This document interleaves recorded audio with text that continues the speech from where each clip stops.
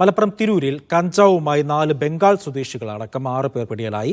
ആന്ധ്രയിൽ നിന്ന് എത്തിച്ച 6 കിലോ കഞ്ചാവാണ് ഇവരിൽ നിന്നും പിടികൂടിയത്. യൂനസ് അഹമ്മദ് ഉണ്ട് വിവരങ്ങൾ നൽകാനായി. യൂനസ്, എവിടെ വെച്ചാണ് ഇവരെ പിടികൂടിയത്? എന്താണ് വിവരം?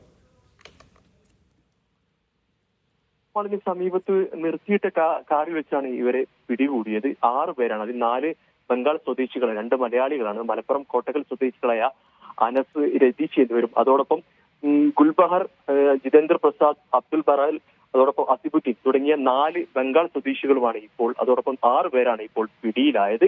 ഇവർ ആന്ധ്രയിൽ നിന്ന് 6 കിലോ കഞ്ചാവ് എത്തിക്കുകയായിരുന്നു. ഈ കോട്ടക്കൽ ഭാഗങ്ങളിൽ കേന്ദ്രീകരിച്ച് യുവാക്കൾക്കിടയിൽ വിൽക്കാനുള്ള ഒരു കഞ്ചാവായിരുന്നു എന്നാണ് പോലീസ് അറിയിക്കുന്നത്. അതോടൊപ്പം പോലീസിന് ലഭിച്ച രഹസ്യ വിവരത്തെ തുടർന്നുള്ള ഒരു പരിശോധനയിലാണ് ഇവരെ പിടികൂടിയത്.